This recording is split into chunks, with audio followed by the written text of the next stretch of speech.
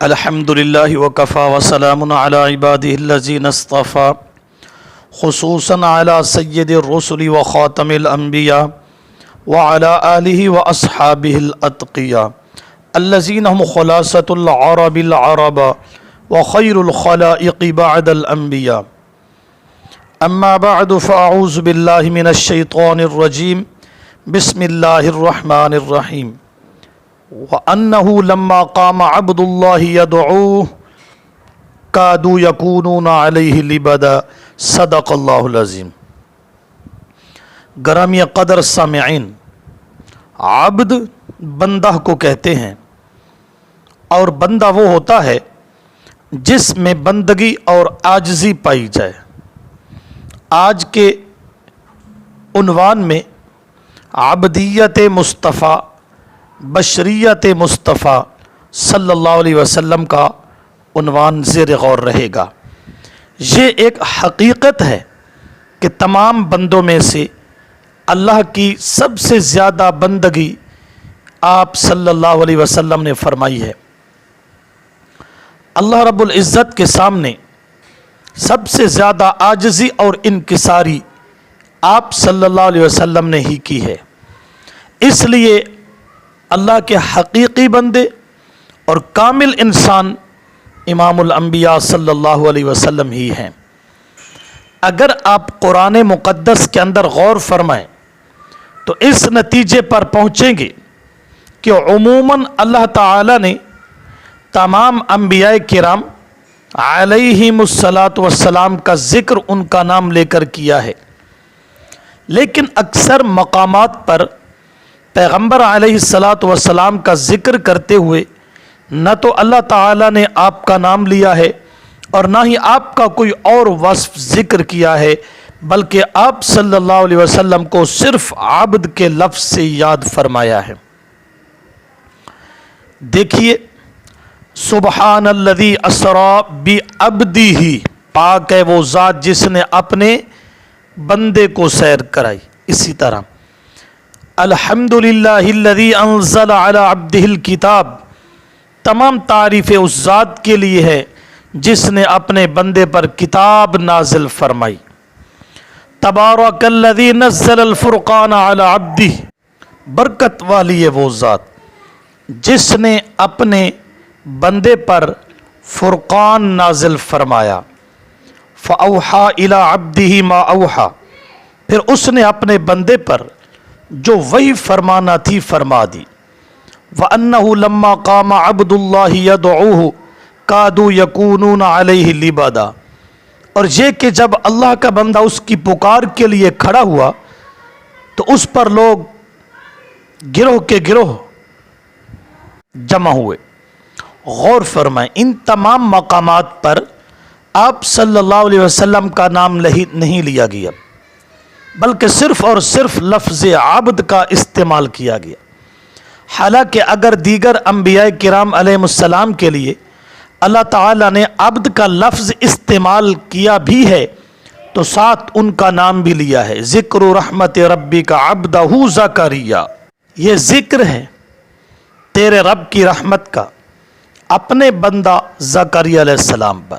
اسی طرح وَاذْكُرْ عَبْدَنَا دَاوُودَ ذَا الْأَيْدِ، اور ہمارے بندے حضرت داؤد علیہ السلام جو قوت والے تھے، ان کو یاد کیجئے. وَاذْكُرْ عَبْدَنَا ایوب، ہمارے بندے ایوب علیہ السلام کا ذکر سنائیے.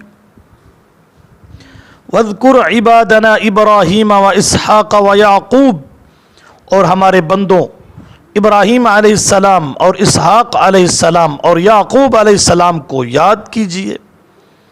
میرے خیال میں اس سے اسی حقیقت کو واضح کرنا مقصود ہے کہ جناب محمد الرسول اللہ صلی اللہ علیہ وسلم کی عبدیت اور بندگی اس درجہ انتہا اور مرتبہ قصویٰ تک پہنچی ہوئی ہے کہ اگر بغیر کسی اضافت و نسبت کے، بغیر نام لیے، اگر صرف عبد کا لفظ استعمال کیا جائے تو اس سے مراد وہی ذات عالی ہوگی، کیونکہ تمام کائنات میں آپ صلی اللہ علیہ وسلم جیسا عبد اور انسان کوئی نہیں ہے. جتنی عبدیت آپ صلی اللہ علیہ وسلم کے اندر پائی جاتی ہے اتنی کسی اور کے اندر نہیں پائی جاتی۔ حدیث مبارکہ میں ہے پیغمبر علیہ الصلاۃ والسلام اکثر ساری رات عبادت کرتے رہتے تھے، حتیٰ کہ آپ صلی اللہ علیہ وسلم کے پاؤں میں ورم آ جاتا تھا۔ خاتون جنت سیدہ عائشہ صدیقہ رضی اللہ تعالی عنہا نے ایک دفعہ حیران ہو کر سوال کر لیا، اللہ کے پیغمبر آپ ساری رات عبادت کرتے ہیں، وقد غفر لک ما تقدم من ذنبک وما تأخر، حالانکہ اللہ نے آپ سے سب اگلی پچھلی لغزشیں اٹھا لی ہیں۔ یہ معصومیت سے کہنا ہے کہ آپ معصوم ہیں، آپ تو امام الانبیاء ہیں، سید الاولین والآخرین ہیں، ساقی کوثر ہیں، شافع محشر ہیں، آپ کے لیے تو اللہ نے مقام محمود اور مقام وسیلہ منتخب فرما دیا، جنت کا دروازہ بھی تو آپ ہی کھولیں گے، آپ کی اطاعت و تابعداری میں ہی تو ساری کائنات کا راز نجات پوشیدہ ہے، پھر آپ اتنی زیادہ عبادت کرنے کی مشقت کیوں اٹھاتے ہیں؟ آپ صلی اللہ علیہ وسلم نے جواب دیا، افلا اکون عبدا شکورا، عائشہ میں ان تمام نعمتوں پر اللہ کا شکر ادا کرنا چاہتا ہوں اور اس کا عبد شکور بننا چاہتا ہوں۔ حدیث کی کتب میں آپ صلی اللہ علیہ وسلم کی عجز بھری دعائیں مذکور ہیں جو آپ صلی اللہ علیہ وسلم کے کمال عبدیت پر دال ہے۔ حجۃ الوداع میں عرفہ کی شام کو آپ کی خاص دعا یہ تھی، اللہم انکا تسمع کلامی وترى مکانی وتعلم سری وعلانیتی لا یخفى علیک شیء من امری وانا البائس الفقیر المستغیث المستجیر الوجل المشفق المقر المعترف بذنبه اسألک مسألة المسکین وابتہل الیک ابتہال المذنب الذلیل وادعوک دعاء الخائف الضریر ودعاء من خضعت لک رقبته وفاضت لک عبرته وذل لک جسمه ورغم لک انفه الی آخرہ۔ اے اللہ، تو ہی میری بات کو سننے والا ہے اور تو ہی مجھے دیکھنے والا ہے اور تو ہی میرے ظاہر و باطن سے باخبر ہے، تجھ سے میری کوئی بات ڈھکی چھپی نہیں، میں دکھی ہوں، محتاج ہوں، فریادی ہوں، پناہ تلاش کرنے والا ہوں، ترسا ہوں، ہراساں ہوں، اپنی لغزشوں کا اقراری ہوں، تجھ سے اس طرح سوال کرتا ہوں جیسے کوئی عاجز مسکین بندہ سوال کرتا ہے، تیرے آگے اس طرح گڑ گڑاتا ہوں جیسے کوئی گناہ گار بندہ، ذلیل و خوار بندہ گڑ گڑاتا ہے، اور تجھ سے اس طرح دعا کرتا ہوں جیسے کوئی خوف زدہ آفت رسیدہ دعا کرتا ہے، اور اس بندے کی طرح مانگتا ہوں جس کی گردن تیرے سامنے جھکی ہو اور آنسو بہہ رہے ہوں اور تن بدن سے وہ تیرے آگے فروتنی کیے ہوئے ہو اور اپنی ناک تیرے سامنے رگڑ رہا ہوں۔ معزز سامعین، اس دعا کے الفاظ پر غور فرمائیں، کس طرح ایک ایک لفظ عبدیت و تذلل کی روح سے لبریز ہے۔ اسی طرح پیغمبر علیہ الصلاۃ والسلام کی بشریت کا معاملہ ہے، یہ بات ذہن میں رکھے، بشریت کوئی عیب یا نقص نہیں ہے، بلکہ بشریت متضمن بکمال ہے۔ ساری مخلوقات میں سے اللہ نے انسان کو اشرف و اعلیٰ بنایا ہے، انسان ہی کو یہ شرف حاصل ہے کہ اللہ نے اسے اپنے ہاتھ سے بنا کر نوریوں اور ناریوں کو سجدہ کرنے کا حکم دیا۔ تخلیق آدم کا واقعہ ذہن میں رکھیں، اللہ نے فرشتوں سے فرمایا انی خالق بشرا من طین فاذا سویته ونفخت فیہ من روحی فقعوا له ساجدین، سورہ صاد۔ مٹی سے ایک بشر بنانے والا ہوں، جب میں اسے مکمل کر لوں اور اس میں روح پھونک دوں تو تم اس کے سامنے سجدہ میں گر پڑو، گویا پہلے دن ہی بشریت کی عظمت کا اظہار فرما دیا۔ اللہ رب العزت نے جتنے انبیاء کرام علیہم السلام مبعوث فرمائے وہ سب جن سے بشر سے تھے۔ وما ارسلنا من قبلک الا رجالا نوحی الیہم، سورۃ النحل، کہ آپ صلی اللہ علیہ وسلم سے پہلے جتنے انبیاء علیہم السلام بھیجے گئے وہ سب ہی مرد ہی تھے۔ انسانوں کی رہنمائی کے لیے انسان ہی کو مبعوث فرمانا یہ اللہ کا عظیم احسان ہے، جس کا ذکر اس نے بار بار قرآن مقدس میں فرمایا ہے۔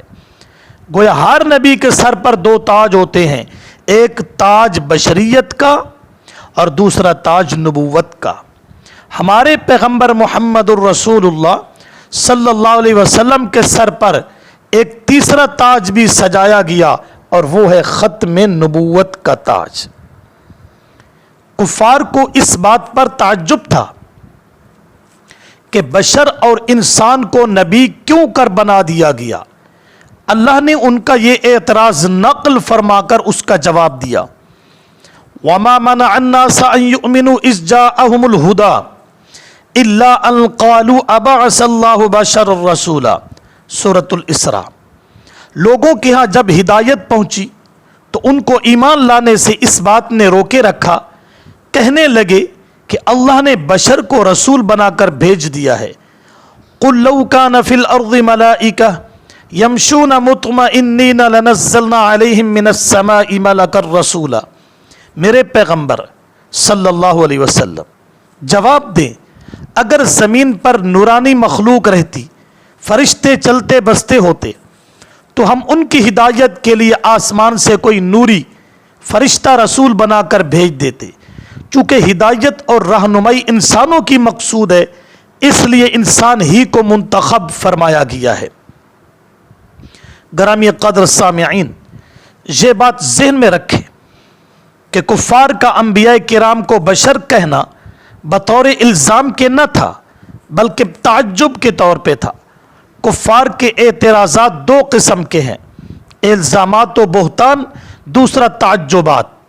الزامات کہ انبیاء کرام کو ساحر کہا گیا، معاذ اللہ کذاب کہا گیا، شاعر و مجنون کہا گیا، ان کی طرف ضلالت کو منسوب کیا گیا۔ ان تمام الزامات کی تردید اللہ نے اور انبیاء کرام نے فرما دی۔ کفار کے دوسری قسم کے اعتراضات بطور تعجب کے ہیں، جیسے طعام کھانا، بازار میں جانا، بشر ہونا۔ اللہ نے ان کی تردید نہیں فرمائی بلکہ ثابت کیا کہ یہ چیزیں نبوت کے منافی نہیں ہیں۔ وَمَا أَرْسَلْنَا قَبْلَكَ مِنَ الْمُرْسَلِينَ إِلَّا أَنَّهُمْ لَيَأْكُلُونَ الطَّعَامَ وَيَمْشُونَ فِي الْأَسْوَاقِ، سورۃ الفرقان۔ اور ہم نے آپ سے پہلے جتنے پیغمبر بھیجے ہیں وہ سب کھانا کھایا کرتے تھے، بازاروں میں جایا کرتے تھے، یعنی ان کے ساتھ بھی اسی طرح بشری ضروریات لگی ہوئی تھی جس طرح آپ صلی اللہ علیہ وسلم کے ساتھ لگی ہوئی ہیں۔ اس سلسلہ میں اللہ پاک نے قرآن مقدس میں ایک مقام پر بڑی وضاحت کے ساتھ کفار کا اعتراض اور انبیاء کرام علیہم السلام کا اعتراف نقل فرمایا اور بشریت انبیاء کا مسئلہ بالکل واضح فرما دیا ہے کہ انبیاء کرام علیہم السلام نے جب اپنی قوموں کے سامنے اللہ کی توحید کا مسئلہ واشگاف انداز میں بیان فرمایا تو کفار نے آگے سے اعتراض کیا۔ قالوا ان انتم الا بشر مثلنا تريدون ان تصدونا عما كان يعبد آباؤنا فأتونا بسلطان مبین، سورہ ابراہیم۔ وہ بولے کہ تم تو ہماری طرح بشر ہو، تمہارا یہ منشا ہے کہ جن کی عبادت ہمارے آبا اجداد نے کی ان کی عبادت سے ہمیں روک دو، بس ہمارے سامنے کوئی کھلی دلیل یعنی معجزہ پیش کرو۔ غور فرمائیں، کفار کے دو اہم اعتراض ہیں۔ نمبر ایک، تم ہماری طرح بشر ہو، نمبر دو، تم معجزہ ہماری مرضی کا پیش کرو۔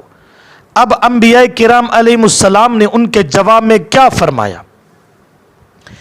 قالت لهم رسلهم ان نحن الا بشر مثلكم वलाकिन अल्लाह यमुन्नु अला मन यशाउ मिन इबादिही वमा कान लना अन नअतियकुम बिसुल्तानिन इल्ला बिइज़्निल्लाह। पैगम्बरों ने उनसे फरमाया कि ये बात दुरुस्त है कि हम तुम्हारी तरह बशर ही हैं, लेकिन खुदा अपने बंदों में से जिस पर चाहता है एहसान फरमाता है, और हमारे इख्तियार की बात नहीं कि हम खुदा के हुक्म के बगैर कोई तुम्हें मुआजिज़ा दिखा सकें। मुअज़्ज़ज़ सामिईन, ज़रा गौर फरमाएं, अगर अंबियाए किराम बशर ना होते तो यकीनन उनके जवाब में ये फरमा देते कि तुम्हें गलती लगी है, हम बशर और इंसान नहीं हैं, सिर्फ बशरियत का लिबास है और हमारी हकीकत तो कुछ और है। अंबियाए किराम अलैहिमुस्सलाम का ऐन मुजादला और मुनाजरा के वक्त अपनी बशरियत का एतराफ़ फरमाना बशरियत अंबिया अलैहिमुस्सलाम की ज़बरदस्त दलील है। एक मकाम पर अल्लाह पाक ने इमामुल अंबिया सल्लल्लाहु अलैहि वसल्लम से वाज़ेह ऐलान फरमाया, कुल इन्नमा अना बशरुम मिस्लुकुम यूहा इलैय अन्नमा इलाहुकुम इलाहुन वाहिद। सूरतुल कहफ की आखिरी आयत। ऐ पैगंबर फरमा दीजिए, मैं तुम्हारी तरह एक बशर हूँ, यानी जिन्स में तुम्हारी तरह हूँ। अजमत और मकाम की बात ही नहीं, मेरी तरफ वही की जाती है कि तुम्हारा माबूद वही एक माबूद है, एक ही पुकार मन्नत और न्याज के लायक है। यहाँ मिस्लुकुम का लफ्ज़ गौर तलब है, यानी मैं तुम्हारे जैसा बशर हूँ। याद रखिए, यहाँ जिन्स में मुमासलत बयान की जा रही है, मकाम और मर्तबा में नहीं। यानी तुम्हारी और मेरी जिन्स एक ही है, तुम भी इंसान मैं भी इंसान, तुम भी अवारिज़ात बशरिया के हामिल मैं भी उनका हामिल, तुम्हारे भी माँ बाप मेरे भी माँ बाप, तुम्हारी भी औलाद मेरी भी औलाद, तुम भी खाना खाते हो मैं भी खाना खाता हूँ, तुम भी बीमार होते हो मैं भी बीमार होता हूँ। यानी जिस तरह तुम्हारे साथ अवारिज़ात बशरिया लगे हुए हैं, इसी तरह मेरे साथ भी लगे हुए हैं। फिर तुम्हारे और मेरे दरमियान फ़र्क कहाँ से पैदा हो गया? यूहा इलैया, अल्लाह ने मेरी तरफ वही फरमाकर मेरे सर पर ख़त्म नबूवत का ताज नबूवत सजा दिया, मुझे तुम्हारा मुक़तदा और रहनुमा बना दिया। बाकी रही मकाम और रुतबा की बात, कहाँ अल्लाह के पैगंबर की अज़मत व शान और कहाँ एक आम आदमी, बहुत बड़ा फ़र्क है।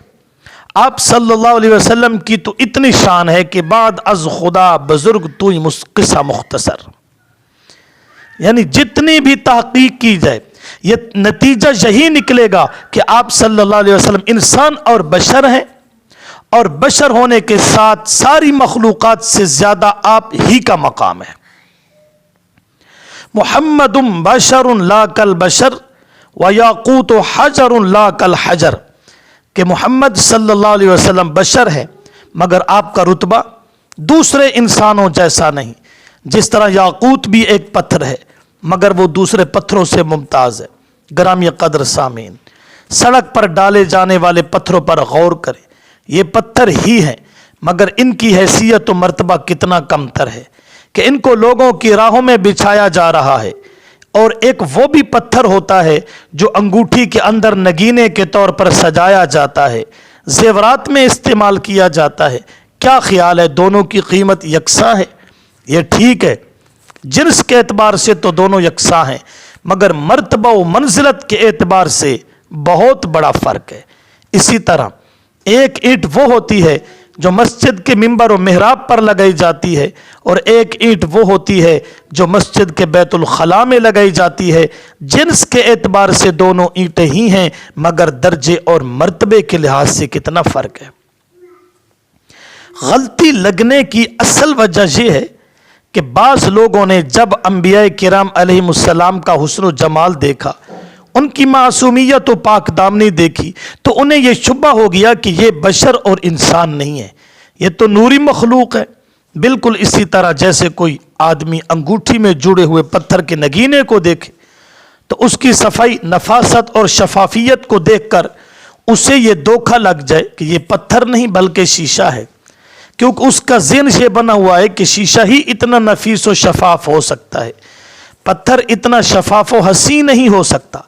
حالانکہ سارا راز تو اسی میں ہے کہ جنس کے لحاظ سے تو پتھر ہو اور شفافیت اتنی ہو کہ شیشے کا گما ہونے لگے. شیشہ اگر شفاف ہے تو یہ اس کے لیے کوئی کمال نہیں ہے. اسی طرح انبیاء کرام علیہ السلام کا معاملہ ہے. ان کی ساری شان و عظمت تو اسی لیے ہے کہ بشر ہو کر فرشتوں سے زیادہ حسی اور معصوم ہیں. ہر لحاظ سے کامل و مکمل ہوں، ہر قسم کے گناہوں سے معصوم اور پاک ہوں. مصر کی عورتوں کو یوسف علیہ السلام کا حسن و جمال دیکھ کر یہی دھوکہ ہوا تھا. فلما رأینہ اکبرنہ وقطعن ایدیہن وقلن حاش للہ ما ھذا بشرا ان ھذا الا ملک کریم. سورہ یوسف. جب ان عورتوں نے یوسف علیہ السلام کو دیکھا تو ان کے حسن کی ان پر اتنی دھاک بیٹھ گئی کہ انہوں نے اپنے ہاتھ کاٹ لیے اور کہنے لگی سبحان اللہ، یہ بشر نہیں ہے، یہ تو کوئی معزز فرشتہ ہے. باقی رہی یہ بات کہ کفار نے انبیاء کرام علیہ السلام کو بشر کیوں کہا، اس کی وجہ یہ ہے کہ ان کا یہ خیال بنا ہوا تھا کہ نبی وہ ہوتا ہے جو مختار کل ہو اور عالم الغیب ہو. وہ نبی کو خدا کا اوتار سمجھتے تھے، اسی لیے تو انبیاء کرام علیہ السلام سے من پسند معجزے مانگتے تھے. جب انبیاء کرام علیہ السلام نے ان کے من پسند معجزے نہ دکھائے تو انہوں نے ان کی نبوت کا انکار کر دیا اور یہ کہنے لگے کہ تم تو محض ہماری طرح بشر ہو، نبی نہیں ہو. یعنی انہوں نے بشریت کو تسلیم کیا اور نبوت کا انکار کر دیا. اور بعض لوگوں نے انبیاء کرام علیہ السلام کی معصومیت، پاکیزہ کردار، عجیب و غریب معجزے دیکھ کر ان کو خدائی صفات کا حامل قرار دے لیا اور ان کی بشریت کا انکار کر دیا اور یہ سمجھ لیا کہ بشریت کے لبادہ میں در حقیقت یہ خود خدا ہے یا خدا کے نور کا حصہ ہے. کفار مکہ نے ایک دفعہ امام الانبیاء صلی اللہ علیہ وسلم سے منہ مانگے معجزے اسی لیے طلب کیے تھے کہ ان کا خیال تھا کہ اگر آپ نبی ہیں تو آپ کو مختار کل ہونا چاہیے، خدا کا اوتار ہونا چاہیے اور یہ کام کر دینے چاہیے. وَقَالُوا لَن نُؤْمِنَ لَكَ حَتَّى تَفْجُرَ لَنَا مِنَ الْأَرْضِ يَنبُوعًا أَوْ تَكُونَ لَكَ جَنَّةٌ مِّن نَخِيلٍ وَعِنَبٍ فَتُفَجِّرَ الْأَنْهَارَ خِلَالَهَا تَفْجِيرًا أَوْ تُسْقِطَ السَّمَاءَ كَمَا زَعَمْتَ عَلَيْنَا كِسَفًا أَوْ تَأْتِيَ بِاللَّهِ وَالْمَلَائِكَةِ قَبِيلًا أَوْ يَكُونَ لَكَ بَيْتٌ مِّن زُخْرُفٍ أَوْ تَرْقَىٰ فِي السَّمَاءِ وَلَن نُؤْمِنَ لِرُقِيِّكَ حَتَّىٰ تُنَزِّلَ عَلَيْنَا كِتَابًا نَقْرَؤُهُ. الآیہ، سورہ بنی اسرائیل. کہنے لگے ہم آپ پر اس وقت تک ایمان نہ لائیں گے جب تک یہ کام نہ کر دو، یا تو ہمارے لیے زمین میں سے چشمہ جاری کر دو یا اپنے لیے کھجوروں اور انگوروں کا باغ پیدا کر دو، اس کے درمیان نہریں جاری کر دو، یا جیسا تم کہا کرتے ہو ہمارے اوپر آسمان کے ٹکڑے لا گراؤ، یا خدا اور فرشتوں کو ہمارے سامنے لے کر آؤ، یا تمہارا گھر سونے کا بن جانا چاہیے، یا تم آسمان پر چڑھ جاؤ اور ہم تمہارے چڑھنے کو بھی نہ مانیں گے جب تک کہ کوئی ایسی کتاب نہ لاؤ جسے ہم پڑھ بھی لیں. اللہ تعالیٰ نے ان کی تمام فرمائشوں کا جواب اپنے پیغمبر سے اس طرح دیا، قل سبحان ربی هل کنت الا بشر الرسول. فرما دیجئے کہ میرا رب پاک ہے. مطلب یہ ہے کہ یہ کام میرے نہیں ہیں، یہ کام تو میرے رب کے ہیں، وہی سارا اختیار رکھتا ہے، اور رب والے کام میں تب کر سکوں کہ میں نے اس کے شریک ہونے کا دعویٰ کیا ہو. میرا تو یہی اعلان ہے سبحان ربی کہ میرا رب شریکوں سے پاک ہے. پھر سوال پیدا ہوتا ہے کہ جب تم یہ اختیارات نہیں رکھتے تو پھر اپنی حیثیت واضح کرو. اس کے لیے فرمایا حل کنت الا بشر الرسول، کہ میں تو صرف بشر رسول ہوں، یعنی بشر بھی ہوں اور رسول بھی ہوں. پہلے اپنی بشریت کا مسئلہ منوایا اور پھر رسالت کا اقرار ان سے کروایا. تو دونوں چیزوں پر ایمان رکھنا فرض ہے، اللہ کے نبی کی بشریت پر بھی اور رسالت پر بھی. وہ جو پہلے دور کے مشرک تھے وہ آپ کی بشریت کے قائل تھے، نبوت کے نہیں تھے، لہٰذا دونوں پر ایمان ضروری ہے. اگر بشریت مانتے ہیں نبوت نہیں مانتے تب بھی کافر، اور اگر نبوت مانتے ہیں اللہ کے نبی کو بشر نہیں مانتے تب بھی کافر، کیونکہ اللہ کے نبی نے فرمایا مجھے بشر پہلے مانو اور رسول بعد میں مانو. گرامی قدر سامن غور فرمائیں، اللہ تعالیٰ نے کس طرح اپنے پیغمبر سے بشریت کا صاف اعلان کرا دیا. کیا اتنے واضح اعلان کے بعد بھی کوئی شخص آپ کی بشریت و ابدیت کا انکار کر سکتا ہے؟ اس طرح قرآن کی سینکڑوں آیتوں میں بشریت پیغمبر کا مسئلہ ہے. اسی طرح احادیث مبارکہ میں بھی ہے. ایک دفعہ پیغمبر علیہ الصلوۃ والسلام نے صحابہ کرام رضوان اللہ علیہم اجمعین کو ظہر کی نماز پڑھائی اور آپ نے 4 رکعات کے بجائے 5 رکعات پڑھا دی. بعد میں صحابہ کرام نے سوال کیا اللہ کے پیغمبر حل زیدہ فی الصلاۃ، اے اللہ کے رسول کیا نماز میں اضافہ ہو گیا ہے؟ آپ نے فرمایا لا، نہیں ایسا تو نہیں ہوا. پھر آپ کو بتایا گیا کہ آپ نے تو 5 رکعت پڑھائی ہے.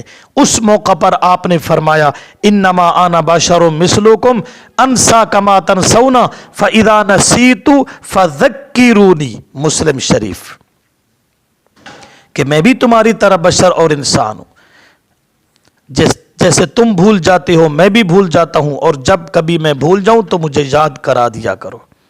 اس حدیث میں آپ نے واضح طور پر اپنی بشریت کا اعلان فرمایا ہے. آپ صلی اللہ علیہ وسلم ہجرت فرما کر مدینہ طیبہ تشریف لے گئے تو آپ نے دیکھا کہ انصار کھجوروں کو پیوند کرتے ہیں. آپ نے انہیں مشورہ دیا کہ ایسا کرنے کی کوئی ضرورت نہیں ہے. وہ رکے. خدا کی قدرت اس سال ان کے پھلوں میں کمی آ گئی. انصار نے آپ سے اس کا تذکرہ کیا تو آپ صلی اللہ علیہ وسلم نے فرمایا انما انا بشر اذا امرتکم بشیء من دینکم فخذوہ واذا امرتکم بشیء من رأی فانما انا بشر، مسلم شریف، کہ میں ایک بشر ہوں، جب تمہیں کسی دینی معاملہ میں کوئی حکم دوں تو اسے اپنا لیا کرو. اب جب دنیاوی معاملہ ہو میں اپنا مشورہ دوں تو بس میں بشر ہی ہوں، یعنی ضروری نہیں ہے کہ دنیاوی معاملہ میں تم میری بات مانو. تو اس حدیث میں بھی آپ نے واضح طور پر اپنی بشریت کا اعلان فرما دیا. ایک اور موقع پر آپ نے فرمایا انما انا بشر وانکم تختصمون ولعل بعضکم ان یکون الحن بحجۃ من بعض واقضی له علی نحو مما اسمع فمن قضیت له من حق اخیہ شیئا فلا یأخذ فانما اقطع له قطعۃ من النار، بخاری شریف، کہ میں بشر اور انسان ہوں اور تم میرے پاس جھگڑوں کے فیصلے کرانے آتے ہو سکتا ہے کہ تم میں سے ایک شخص دوسرے کی نسبت زیادہ چالاک اور باتوں میں تیز ہو اور میں تو دلائل ہی کی بنیاد پر فیصلہ کروں گا. بس اس طرح اگر کسی کے حق میں فیصلہ کر دوں تو وہ جان بوجھ کر اپنے بھائی کا مال نہ لے وہ اس کے لیے آگ کا ایک ٹکڑا ہے. اسی طرح ایک اور حدیث پاک میں آپ صلی اللہ علیہ وسلم نے ارشاد فرمایا انما انا بشر ارضى کما یرضى البشر واغضب کما یغضب البشر، مسلم شریف، کہ میں ایک بشر ہوں، میں بھی کبھی خوش ہوتا ہوں جیسے لوگ خوش ہوتے ہیں اور کبھی ناراض ہوتا ہوں جیسے دیگر لوگ ناراض ہوتے ہیں. اس حدیث میں بھی آپ نے اپنی بشریت اور عوارض بشریت کا صاف اعلان فرما دیا ہے. حجۃ الوداع سے واپسی پر ایک موقع پر آپ صلی اللہ علیہ وسلم نے ایک خطبہ دیا اور اس میں ارشاد فرمایا الا یا ایھا الناس فانما انا بشر یوشک ان یاتینی رسول ربی فاجیب الی آخر، مسلم شریف. لوگوں غور سے سن لو، میں بھی ایک بشر ہوں، ہو سکتا ہے کہ عن قریب میرے پاس اللہ کا قاصد یعنی فرشتے موت آ جائے اور میں اس کے پیغام کو قبول کر لوں. پھر آپ نے کتاب اللہ اور دوسری چیزوں کی فضیلت بیان فرمائی. اس حدیث میں بھی آپ نے واضح طور پر اپنی بشریت اور وفات کا اظہار فرما دیا. اسی طرح ایک اور مقام پر خاتون جنت سیدہ عائشہ صدیقہ عفیفہ رضی اللہ تعالی عنہا نے ارشاد فرمایا کانا رسول اللہ صلی اللہ علیہ وسلم بشرا من البشر، ترمذی شریف، کہ رسول اللہ صلی اللہ علیہ وسلم جن سے بشر میں سے ایک بشر تھے. آپ اکثر گھر کے کام کاج میں میرا ہاتھ بٹاتے تھے. اس کے علاوہ عقائد کی کتابوں میں وضاحت ہے النبی جو ہوا انسان بعثہ اللہ لتبلیغ الاحکام، نبی ایک انسان ہوتا ہے جسے اللہ تبلیغ احکام کے لیے مبعوث فرماتا ہے. بعض جاہل لوگ اس بات پر بہت زور دیتے ہیں کہ آپ نور تھے، بشر نہ تھے، اور قرآن کی ایک آیت بھی پڑھتے ہیں قد جاءکم من اللہ نور و کتاب مبین، سورۃ المائدہ، کہ تمہارے پاس اللہ کی طرف سے نور اور روشن کتاب آ گئی. ان کا استدلال یہ ہے کہ یہاں نور اور کتاب مبین دو چیزوں کا بیان ہے. نور سے مراد آپ ہیں اور کتاب مبین سے مراد قرآن مجید ہے. یاد رکھنا ان کا یہ استدلال درست نہیں. کیوں؟ اس لیے کہ نور اور قرآن مقدس سے ایک ہی چیز مراد ہے کتاب مبین سے، اور وہ قرآن مقدس ہے. اسے نور بھی کہا گیا اور کتاب بھی کہا گیا. اس کا آگے کرینہ بھی کھڑا ہے. اللہ نے فرمایا یہدی بہ اللہ، کہ اللہ اس کے ذریعے ہدایت دیتا ہے. اگر یہ دو الگ الگ چیزیں ہوتی تو بہی میں بہی فرمانے کے بجائے بہی ما اللہ فرماتے. بہی میں واحد کی ضمیر استعمال فرما کر اللہ نے یہ بتا دیا کہ پیچھے ذکر شدہ دو چیزیں نہیں بلکہ ایک ہی چیز ہے، اور وہ قرآن مقدس. اور اگر یہاں نور سے مراد اللہ کے نبی کو ہی مان لیں تو نور کا مجازی معنی مراد ہوگا، حقیقی نہیں ہوگا. نور کی تعریف یہ ہے جو خود بھی روشن ہو اور دوسری چیزیں اس کی روشنی کی وجہ سے روشن نظر آئیں، جیسے سورج، چاند، چراغ وغیرہ کا نور ہوتا ہے. تو کیا آپ اس طرح نور تھے کہ سورج چاند کی طرح مادی روشنی کی کرنیں آپ کے وجود سے نکل رہی تھی؟ ذرا سوچئے. اس طرح تو اللہ نے بارہا قرآن کو بھی نور کہا ہے، ایمان کو بھی نور کہا ہے، دین بھی نور ہے. تو کیا قرآن مجید حصی طور پر نور ہے، اندھیرے میں روشنی کرتا ہے؟ کیا قرآن مقدس کا سایہ نہیں ہوتا؟ قرآن کے حروف سیاہ نہیں ہے؟ کیا نور کالا ہوتا ہے؟ گرامی قدر سامعین، اصل بات یہ ہے کہ قرآن بھی مجازی طور پر نور ہے اور آپ صلی اللہ علیہ وسلم بھی مجازی طور پر نور ہیں. صرف نور نہیں، آپ تو سراج منیر ہیں. آپ ذات کے اعتبار سے بشر ہیں اور صفت کے اعتبار سے نور ہدایت ہیں. آپ کی ایک لمبی حدیث دعا میں مذکور ہے. آپ نے اپنے ایک ایک عضو کے نور ہونے کی دعا مانگی ہے، اللہم اجعلنی نورا الی آخر. ہمارا عقیدہ ہے کہ آپ کی یہ دعا یقیناً قبول ہوئی اور آپ سراپا نور ہیں. آپ کا چلنا پھرنا، اٹھنا بیٹھنا، کھانا پینا، سونا جاگنا، آپ کی ایک ایک حرکت ادا نور ہی نور ہے. لیکن کیسا نور؟ جیسا سورج، بجلی کے قمقمے، چراغ، چاند جیسا نہیں. پھر آپ کے گھر میں چراغ کیوں جلتا تھا اگر نور سے یہی مراد ہے؟ آخری رات بھی حضرت عائشہ صدیقہ فرماتی ہے کہ ہم نے ادھارا تیل لے کر چراغ جلایا تھا. حدیث کی کتب میں آپ کے بالوں کی بھی تفصیل ہے کہ آپ کی زلفیں سیاہ تھی، آپ کی داڑھی سیاہ تھی، آپ کی آنکھیں سیاہی کی جگہ سخت سیاہ اور سفیدی کی جگہ سفید تھی. یہی تو آپ کا حسن تھا. رات زلفوں سے کرے شوخ اندھیروں کا سوال، روشنی لوہے جبی سے مہتابہ مانگے. کیا نور کالا ہوتا ہے؟ آپ کی زلفیں، آپ کی داڑھی مبارک نور ہے تو پھر یہ کالی کیوں ہے؟ گرامی قدر سامعین، اصل بات یہ ہے کہ آپ ذات کے اعتبار سے انسان اور بشر ہیں اور عبد ہیں، اور آپ ہدایت کا نور تھے. آپ ہدایت کا نور تھے کہ آپ نے خدا کی توحید کو بیان کر کے لوگوں کو نور کا راستہ دکھا دیا. کس نے سروں کو اٹھایا اور صحرا کر دیا، کس نے قطروں کو ملایا اور دریا کر دیا، کس کی حکمت نے یتیموں کو کیا در یتیم اور غلاموں کو زمانے بھر کا مولا کر دیا. زندہ ہو جاتے ہیں جو مرتے ہیں ان کے نام پر، اللہ اللہ موت کو کس نے مسیحا کر دیا. تو آج کے سبق میں، آج کے عنوان میں نے اس مسئلہ پر مختصر گفتگو کی ہے کہ امام الانبیاء صلی اللہ علیہ وسلم آپ عبد ہیں، بشر ہیں، انسان ہیں، اور آپ ہدایت کے لیے مینارے نور ہیں. اس لیے یہ مسئلہ عقیدے کا ہے اور قرآن مقدس نے اس کو 20 مقام پر ذکر بھی کیا ہے. اللہ پاک ہمیں قرآن مقدس اور احادیث مبارکہ ماننے کی توفیق عطا فرمائے. وآخر دعواہم ان الحمد للہ رب العالمین.